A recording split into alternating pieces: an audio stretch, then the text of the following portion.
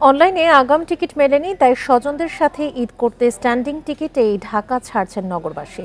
কানায় কানায় পূর্ণ বগিতে লম্বা সময় দাঁড়িয়ে যাত্রাও বাধা হতে পারছে না তাদের কাছে।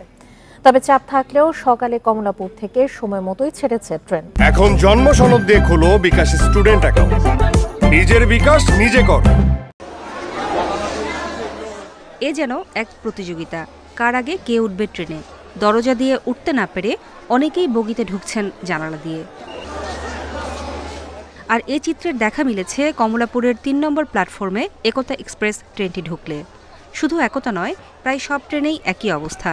অনলাইনে টিকিট না পেয়ে দূরের যাত্রায় ভরসা এখন স্ট্যান্ডিং টিকিট, আর তাতেই কানায় কানায় পূর্ণ প্রতিটি বগি।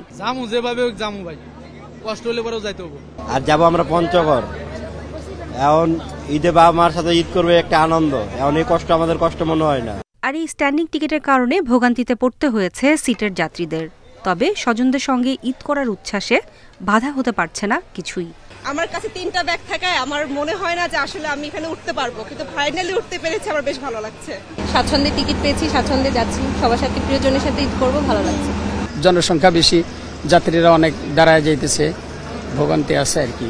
এদিকে সব ট্রেনই ঠিক সময়ে ছেড়েছে জানিয়ে রেলওয়ে বলছে যাত্রীর চাপ সামাল দিতে নেওয়া হয়েছে পর্যাপ্ত ব্যবস্থা। আজকে সকাল থেকে এখন পর্যন্ত যে ট্রেনগুলো গিয়েছে সবগুলো যথাসময়ে ছেড়ে গিয়েছে, এবং এতে করে যাত্রী সাধারণ অত্যন্ত সন্তোষ প্রকাশ করেছেন এবং অনেক যাত্রীরা উচ্ছ্বাস প্রকাশ করেছেন। ঈদ যাত্রার তৃতীয় দিনে 2 জোড়া বিশেষ ট্রেন সহ মোট 72 জোড়া ট্রেন ঢাকা ছাড়ছে। নূরে জান্নাত, ইন্ডিপেন্ডেন্ট নিউজ, ঢাকা।